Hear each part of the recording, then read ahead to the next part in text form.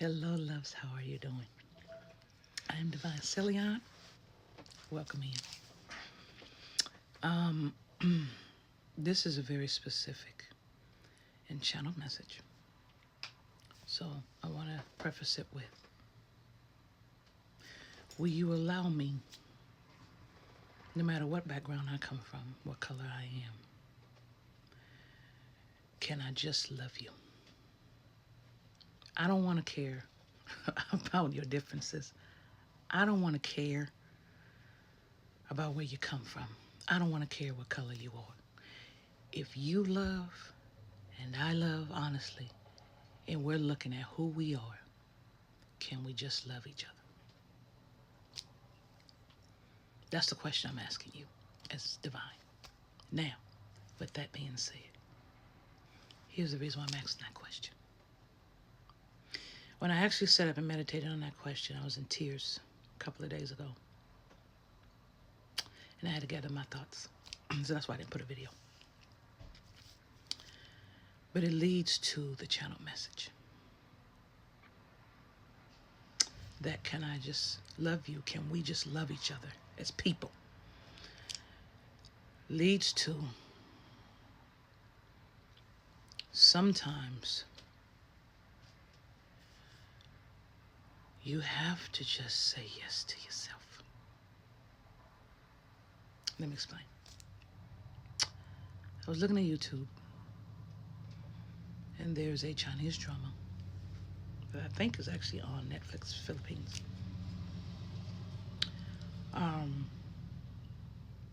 Dr. Cha. And I was looking at Dr. Cha's life in the snippets. And something clicked. And I started crying. I'm going to share with a little bit of me with you. Many of you can relate to a family that wants you to look a particular way and be a particular way, but never you. Never understanding. And that's what's going on with this alignment right now and these conjunctions and things. The misunderstanding of you as a person, as a being, as what you want to identify as. And I'm going to try to keep the cursing to a minimum, because if you can share this with a teenager or a child, I want you to be able to do that. Oh, I understand. My family was like that. Until I kind of shot myself in the foot and let them know, if you're not taking care of me, I don't care what you say. Leave me alone. And I pushed everyone away. In my age now, and looking back, I realized I was grasping to choose me, but I didn't know what I was grasping at. See, I spent 49 years reactionary. I spent 49 years getting people back. And what I mean by that is proving to them I'm nothing like they said. That's not living. And that's not living as you. That's why you don't take revenge. Because you lose yourself in the process. And karma's going to do it for you anyway, even though she take too long for me. But you know what I'm saying. And I said, I've still lived for them, trying to prove myself not to be what they said I was. Wasn't living for me. And you don't. Along with that, you don't see the love in you because you're so busy trying to get away from these people and forget what they say, but it's in your subconscious. Then it manifests, and you don't understand why your life manifests the way that it does, because you're running the script on their script in your subconscious of, I'll show them, I'll get them, I don't need them. And in my Jubilee year, 49, in the year of 9, we're waking up. 4:44 on the clock when I said that. And I realized I didn't let them win. But I didn't choose me like I thought I did. I choose retaliatory.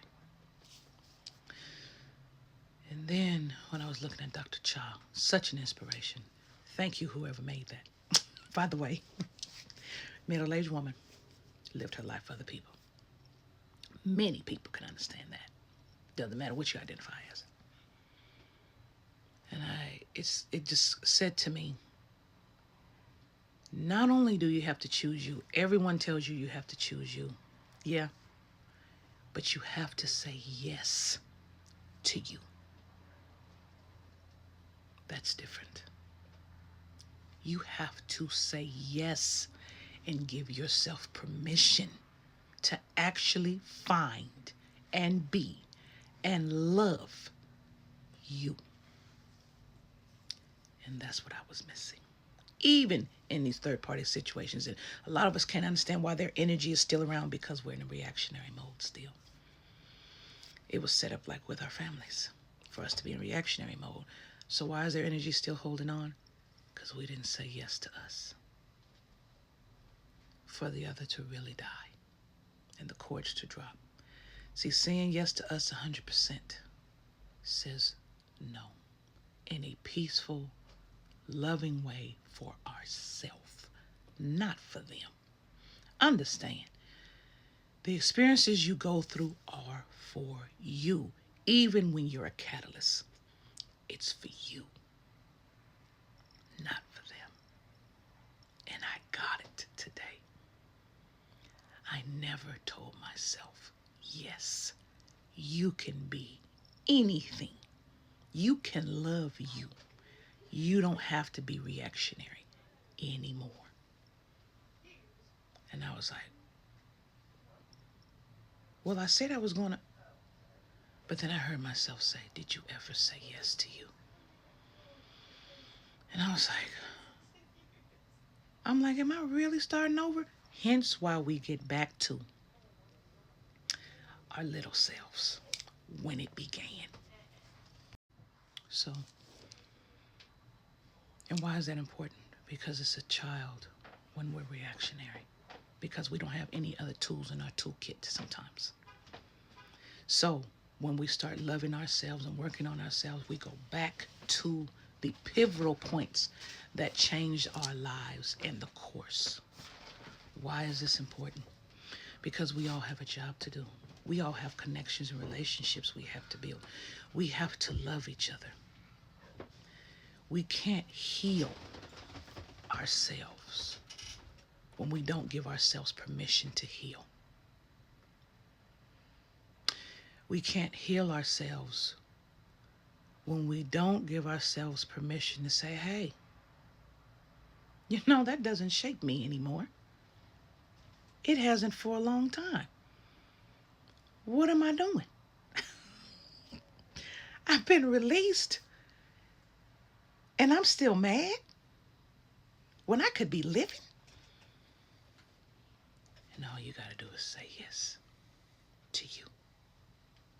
My loves, this is why the world is the way that it is. It is easier to control someone else, to control your spirit, because your spirit controls you. You don't control it. And a lot of people feel they have no control at all. That's why they must reach out and try to control you. Because they lost it. They gave it to someone else. Bump energy exchange. They gave it to someone else, so they have to grab someone else's. They have to make someone else feel the way that they're feeling. We're going to continue this in a part 2.